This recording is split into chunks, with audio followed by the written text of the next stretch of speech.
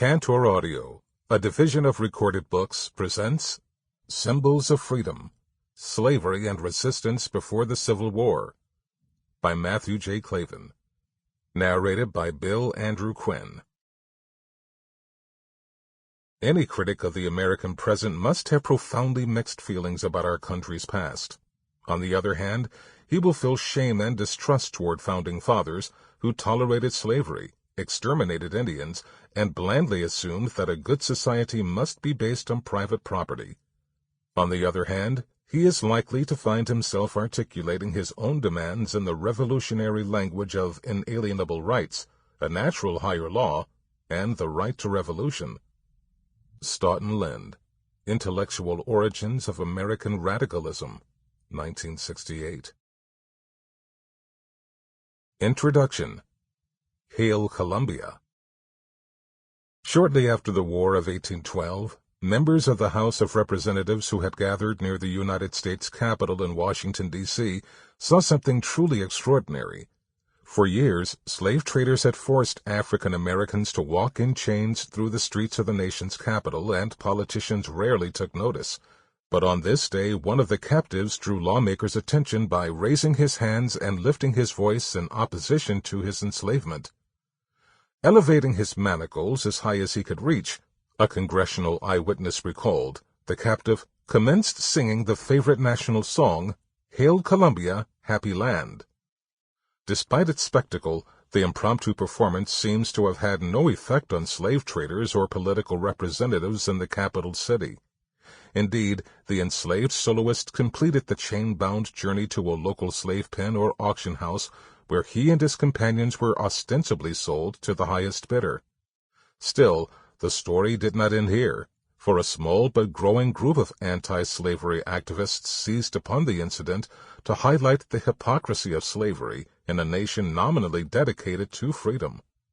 Decades later, the American Anti-Slavery Society issued a broadside entitled Slave Market of America. The oversized handbill, which included 9 artfully crafted illustrations, reveals the long and disturbing history of slavery in and around the nation's capital. In the placard's upper right-hand corner under the heading, The Home of the Oppressed, a black and white engraving offers a compelling representation of the event that took place in front of the Capitol. At the center of the scene, American flags fly on both sides of the building's rooftop dome, while congressmen amble on the steps below the iconic semicircular structure. At ground level in the picture's forefront, a dozen black men chained in pairs walk behind a white man with a whip at the ready. A slave toward the front of the coffle holds an unidentified flag in his one unchained hand as those behind him gesture, and most assuredly sing, in the direction of both the congressman and the Capitol. Underneath the rectangular image, the caption reads, Capitol of the United States, Hail Columbia. Though inspired by the actual event, the image is full of inaccuracies. Several captives sing the national anthem with their arms raised, when only one brave vocalist had committed the defiant act. That many of these bondsmen wear hats, shoes, jackets, and long pants, while carrying their personal belongings in small bags, suggests the engraver had never seen this or any other slave coffle in person, despite claims that the illustration was made by an artist on the spot. Another glaring error is the depiction of the Capitol, which at that time was in ruins. British forces had burned the so-called Temple of Liberty to the ground months earlier, forcing Congress to meet in a modest 3-story brick building nearby for years. What the iconic engraving most notably failed to capture was the revolutionary nature of the public protest. Though little known today, Hail Columbia was the first song the American people considered a national anthem. Written in honor of George Washington and the other patriots who fought and bled in freedom's cause, the hymn was a musical tribute to those who were willing to fight and die for their nation's liberation. It was also a repudiation of slavery that prayed, truth and justice will prevail, and every scheme of bondage fail. The song's subversiveness makes its performance by an enslaved black man in front of powerful white politicians against the backdrop of the Capitol truly astonishing, even more so when considering the song's last line, which repeated the Revolutionary War-era mantra, "Death or Liberty." Like any public protest, the shackled singer's rendition of Hail Columbia can only be understood in the context of the time and place in which it occurred. Since winning independence from Great Britain in 1783, the American people had begun inventing a series of rituals, customs, and traditions to secure the foundation of the imagined community they were building out of the materials of disparate people, interests, and ideas. A decade-long surge of nationalism following the War of 1812 that became known as the Era of Good Feelings accelerated the process of nation-building. Within several years, citizens adopted several unofficial national anthems and standardized a national flag. They also began observing national holidays, including the anniversaries of George Washington's birth on February 22nd and the Declaration of Independence on July 4th. As powerful symbols of an American identity, anthems, flags, and holidays helped unify a divided people. So too did a commemorative landscape of monuments and memorials that recalled the brave sacrifice of the nation's founders, as well as their philosophy of freedom. From Boston's Bunker Hill to Independence Hall in Philadelphia and St. John's Church in Richmond, Virginia, where Patrick Henry offered his life for liberty, the signs of an emerging nation were everywhere. This was especially the case in Washington, D.C., where a national capital seemed to appear out of the Potomac River's swamplands overnight. In addition to these iconic symbols, a national language of freedom, which derived from the natural rights of philosophy of the Enlightenment, also served as a source of American identity. The Declaration of Independence assertion that all men are created equal, Patrick Henry's cry of liberty or death, and Francis Scott Key's Star-Spangled Banner waving over the land of the free and the home of the brave were widely repeated words and phrases that fostered a collective consciousness. Resonating across the country, they reinforced individuals' determination to build a new nation where the right to life, liberty, and the pursuit of happiness was universal, natural, and inalienable. There was every reason to expect the establishment of such a truly exceptional society but for slavery. With state, local, and federal laws regarding African-descended people as property, the language and symbols that served as national touchstones made a mockery of freedom. They encouraged an empty American culture that accepted the abstract notion of equality rather than the concrete idea. For millions of enslaved people and their allies, these rhetorical expressions rang hollow. Nevertheless, as the performance of Hail Columbia by the shackled bondmen before the Capitol suggests, they continued to offer inspiration. An analysis of the role that the language and symbols of American freedom played in the conflict over slavery illuminates how enslaved people and their allies rejected the rhetorical nationalism of their pro-slavery counterparts. Interpreting both the language and symbols of freedom literally, they embraced a revolutionary nationalism that not only justified but generated forceful and even violent resistance to slavery. Mindful and proud that theirs was a nation born in blood, these disparate patriots, black and white, male and female, northern and southern, rich and poor, fought to fulfill the radical promises of the Republic and its founders by waging a real and revolutionary war against slavery. Interrogating the impact of national language and symbols comes with some risk. Long before the global turn of early American history, when wounds wrought by fascist governments in Europe and Asia in the mid-20th century remained open, scholars started rejecting the nation-state as a conceptual framework of analysis, choosing instead to adopt a less provincial and more cosmopolitan worldview in their research and writing.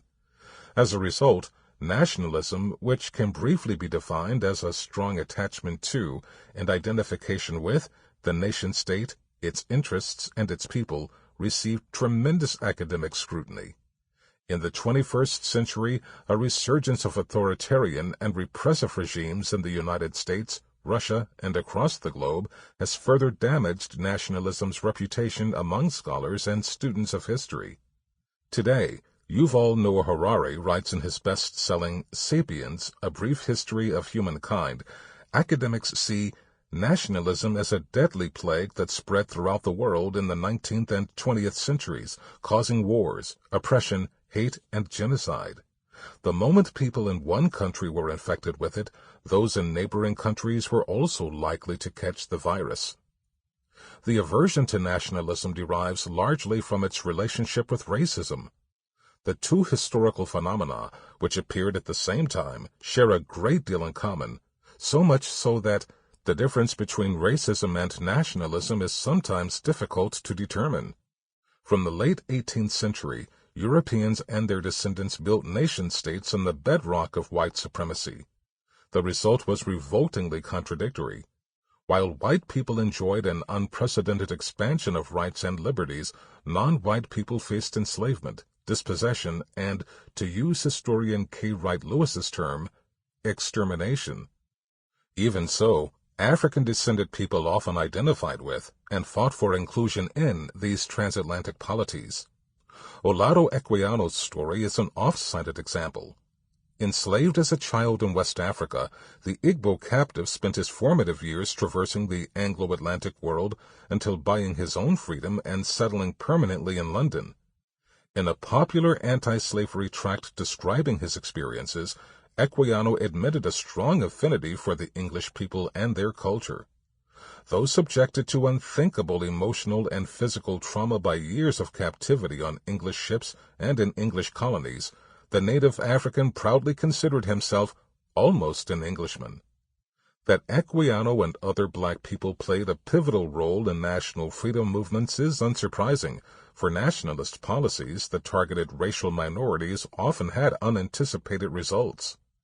In the United States and South Africa, for example, these plans, programs, and procedures had the unintended consequence of consolidating and legitimating subordinated racial identity into a potential basis for resistance. According to historian Anthony Marks, efforts to codify racism that intended to unite white people unintentionally brought black people together.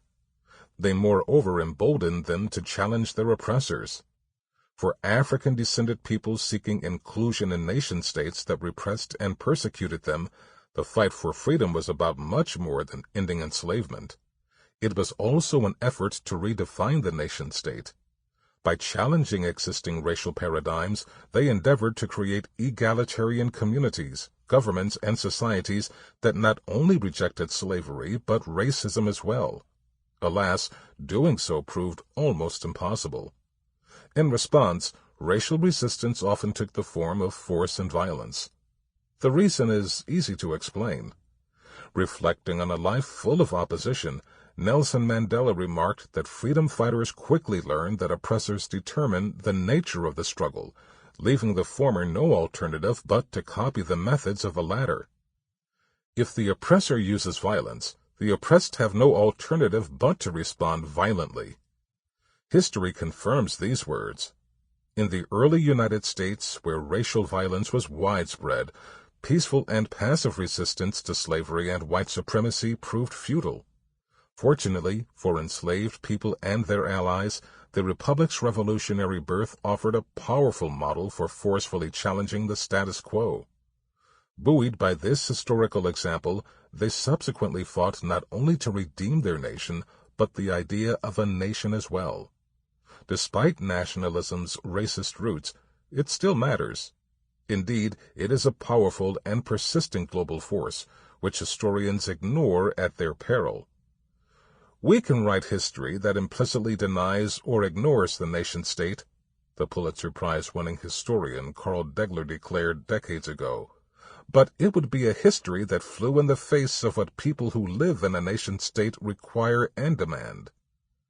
Encouraging historians to continue to write a national history of the United States, Degler urged, "This pursuit will gain for us a history that is distinctly American, not simply because it happened to us, but because it did not happen to others." Symbols of Freedom acknowledges nationalism's significance in the early United States. Therefore, it is important to briefly consider the closely related concept of patriotism. While there is no entry for nationalism in the first edition of Noah Webster's American Dictionary, the 1828 work defines national as being attached or unduly attached to one's own country.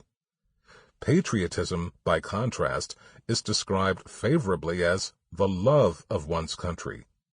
Since then, nationalism has become a negative term, meaning an aversion to, or even hatred of, foreign nations and people, while patriotism has also taken on a pejorative connotation.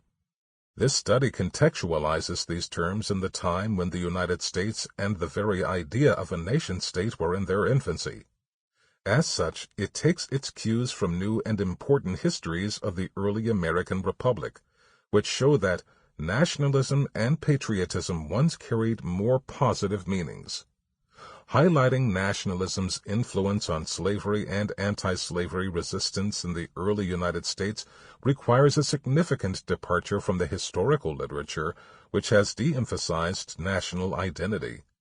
While slavery alone was always enough to spark slave opposition, enslaved people drew added inspiration from various sources. Since the late 20th century, Black nationalist scholars have highlighted the significance of race consciousness and racial solidarity in stimulating slave resistance among African-descended people. Exposing the pursuit of Black people throughout the Atlantic world to establish race-based communities and societies, they downplay the attachment of these men and women to traditional Western nation-states. More recently, historians of the Atlantic world have established numerous instances of enslaved Americans forcefully opposing their bondage after learning of the measures adopted by foreign nations, namely Haiti, France, and Great Britain, on the behalf of freedom. Still, it is important to remember that the United States had its own revolutionary tradition, which similarly inspired captive people. As this study reveals, resistance was a natural response to enslavement that only increased and intensified in a nation birthed in freedom. Like the enslaved people they advocated and fought for, American abolitionists also took inspiration from both foreign and domestic sources. The movement's transcendence of regional and national boundaries is well documented. It is epitomized in the international endeavors of William Wells Brown, William Lloyd Garrison, Frederick Douglass, and Maria Weston Chapman. Scholarly emphasis on the overseas adventures of American abolitionists has tended to obscure the fact that while earning their reputations as transatlantic agitators and transatlantic thinkers, they remained deeply devoted to their native country. In truth, they obsessed over its shortcomings, which derived from slavery, and dedicated their lives to eliminating them. As historians of Northern nationalism have demonstrated, abolitionists' attachment to the United States did not impede their sectional identification. To the contrary, the hatred of the South and its peculiar institution encouraged a devotion to the North that increased and intensified over time. Across the antebellum era, abolitionists came to believe that as a geographic region rooted in the principles of freedom and equality, the northern states were far superior to the southern states, which suffered from slavery and the attendant vices of racism and violence. The North's comparatively egalitarian institutions and ideals unified abolitionists and fortified their movement. At the same time, they served as a model for the entire nation to both aspire to and achieve. For free Black Northerners, who were in the vanguard of American abolitionism, race trumped region. Demonstrating that W.E.B. Du Bois called double consciousness, they identified primarily with their people and their nation. In a society blighted by both slavery and white supremacy, these collective identifications reinforced each other and at times became indistinguishable. More than any other facet of antebellum African-American thought, writes historian Patrick Rael, Black takes on American nationalism constructed the African descendant as a people, united in purpose and destiny. Not surprisingly, then, Black abolitionists were both Black nationalists and United States nationalists, who displayed a revolutionary commitment to liberating their enslaved countrymen and women that was both racial and national in nature.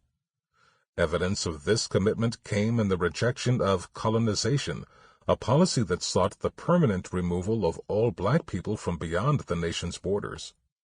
While some free African Americans supported voluntary immigration to Haiti, Africa, or other destinations abroad to escape persecution at home, the vast majority condemned colonization as a racist conspiracy to deprive them of their rights as natural-born citizens. In articles published in black-owned newspapers like Freedom's Journal and the North Star, and in speeches delivered at regional, state, and national colored conventions, black men and women vowed to stay in the land of their nativity and fight. In historian Jacqueline Bacon's words, declaring themselves unwilling to leave their enslaved brethren and asserting their rights as Americans, African Americans continued their militant stand in pursuit of freedom. For enslaved people and their allies, the language and symbols of American freedom both justified and inspired revolutionary violence in the pursuit of two interconnected objectives: the death of slavery and the birth of a new and truly egalitarian nation. The result was a decades-long effort that explodes the idea that in the early United States, slave and anti-slavery resistance was passive and peaceful. On cotton farms and sugar plantations across the South, and in small towns and large cities throughout the North, enslaved people and their allies took great solace in the United States revolutionary tradition. Like the Republic's founding fathers, who against almost insurmountable odds took up arms against their oppressors, they eagerly embraced the dangerous and deadly fight for freedom. To prove this, the chapters that follow are divided into two parts. The first examines the sectional contest over the meaning of the language and symbols of freedom, while the second investigates violent slave and anti-slavery resistance through the lens of early American nationalism. Chapters are arranged thematically, though chronological ordering is employed whenever possible. The first and second chapters offer a snapshot of the half-century between the War of 1812 and the Civil War, when slavery's opponents openly contested the appropriation of the U.S. flag and the 4th of July by the institution's supporters. The third considers Frederick Douglass's most illustrious oration, in which he contemplated the significance of Independence Day and the Declaration of Independence for enslaved people. Chapters 4 and 5 focus on enslaved people who forcefully, and in some cases violently, resisted their oppressors. The final two chapters consider violent abolitionism in the decade before the Civil War, culminating in John Brown's raid at Harper's Ferry, Virginia, in 1859. A brief coda on black soldiers' fidelity to the American flag suggests how far the United States has come in the fight for racial equality and the distance that remains to be traveled. Part 1. Contesting. 1. The Flag. Few lines in American history are as well known as those comprising the first verse of Francis Scott Key's Star-Spangled Banner. Written on a ship floating in Baltimore Harbor after American forces survived a bombardment from British ships during the War of 1812.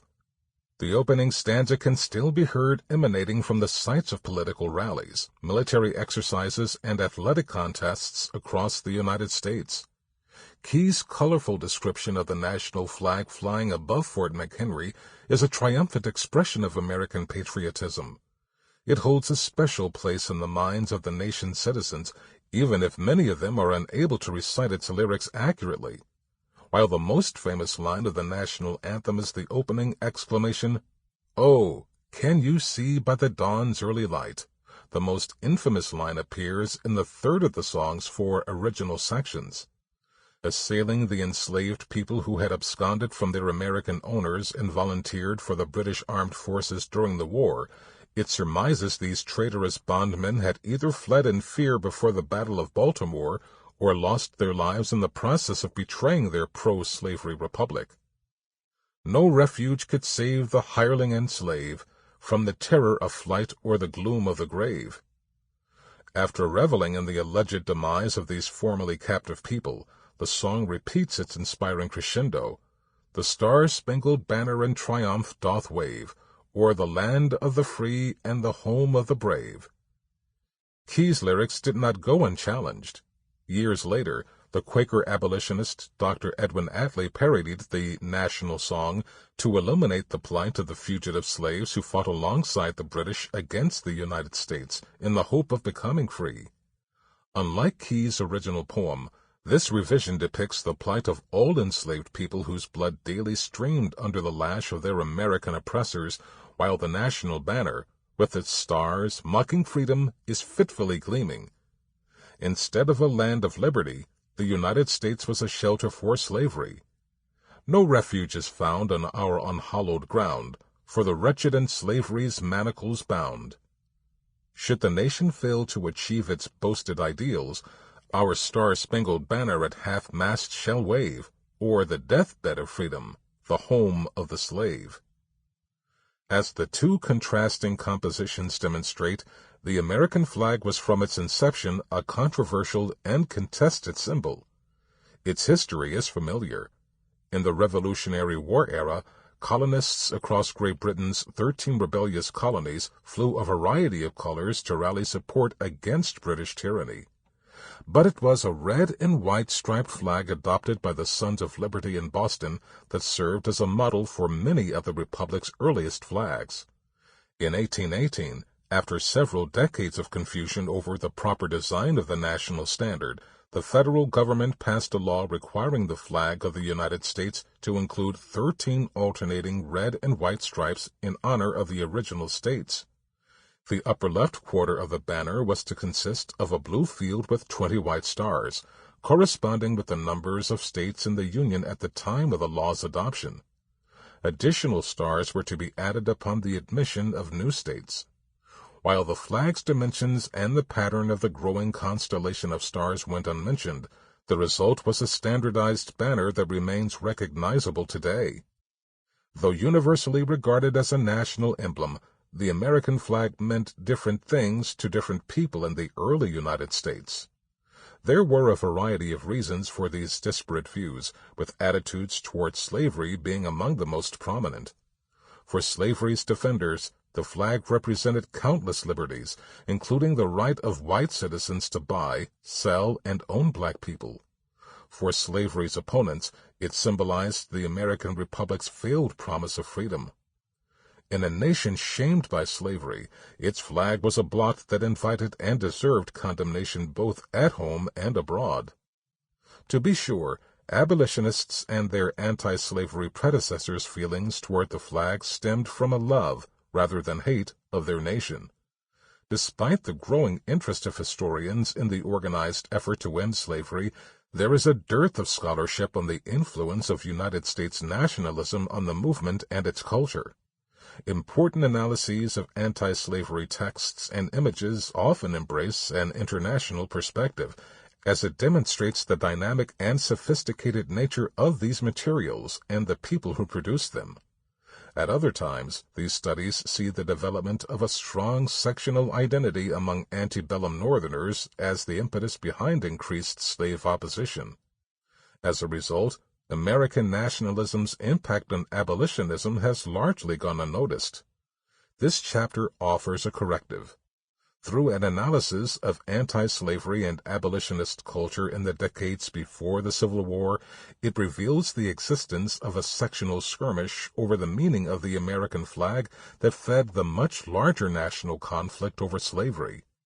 When Southern slave owners and traders flew the stars and stripes over plantations, pens, and auction houses, they provoked a strong reaction from Northern speakers, writers, and illustrators who rejected the standard's use as a pro-slavery icon and endeavored to reclaim it. Driven by an intense love of country, slavery's opponents made the reclamation of the American flag as a symbol of freedom an important part of their crusade. By abolishing the South's peculiar and unpatriotic institution, they strove to redeem both the Republic and its most recognizable symbol in their own eyes and those of the world as well. Though proud and patriotic people, these American activists valued the opinions of their international counterparts and continually looked to them for validation. In the summer of 1822, while traveling through Paris, Kentucky, James Dickey's heart leapt when he heard music in the distance, which he interpreted as the approach of a military pageant or parade. The minister's anticipation quickly turned to terror when, instead of witnessing a patriotic procession, he saw dozens of enslaved people walking together. Sample complete. Ready to continue?